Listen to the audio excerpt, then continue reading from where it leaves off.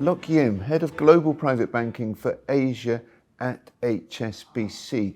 You were on the panel on the stage just now, and you were talking about the old days of the boot camps about structured products for the RMs. Do those boot camps still exist today? They do, and I think you have to have basic technical skills. You need to understand those things in order to do your job. But increasingly, soft skills are becoming more and more important. How do you listen to client? How do you pick up cues? How do you manage teams? How do you manage stakeholders? So I think the boot camps that we have are changing, that runs across technical skills to soft skills. Also, I think just in recent years have shown, how do you have resilience and the right attitude, because skills can be taught.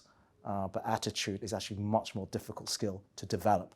So I think over time, our learning and development for not only our bankers, but really across the board, has become a lot wider because the world has become just a bit more complex. And what your skills that you need also need to change. Do you think some banks are expecting too much of relationship managers when they're expected to know about private equity, about venture capital, about hedge funds, about succession planning, about structured products and the rest of it? My boss says you raise the bar every day, right? And I think that as human beings, I think it's what clients expect. I mean, if the world is becoming more complex and more sophisticated, so our bankers need to learn more. What is important is, are we equipping them with the right support?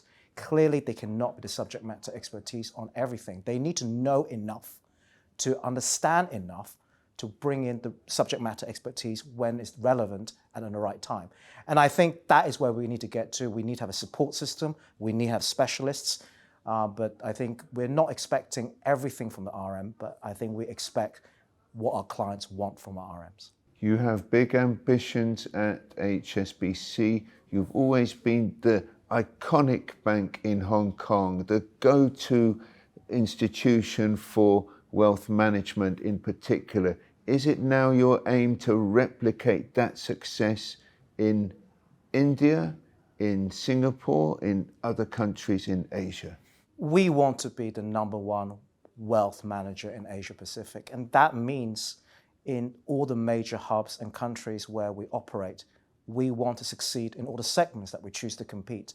So yes, we want to be a relevant and dominant player in all the countries in Asia where we choose to compete, especially on the ultra-high net worth space. This is the year where we've built up the capability, we've built up the proposition. It's really time to bring that to the clients, especially in a very complicated world. We'll always be beyond private banking. We are going to connect our clients to the commercial bank, to the investment bank, and we'll be there for international connectivity. And just because we are in this panel, we're always going to be about multi-generation.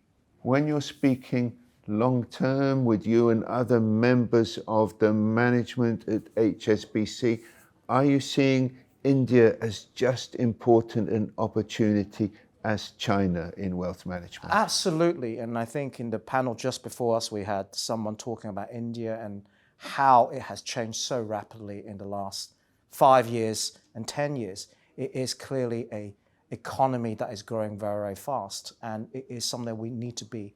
We're very excited about the opportunity there. We went live with our onshore private banking presence there just 6-7 months ago.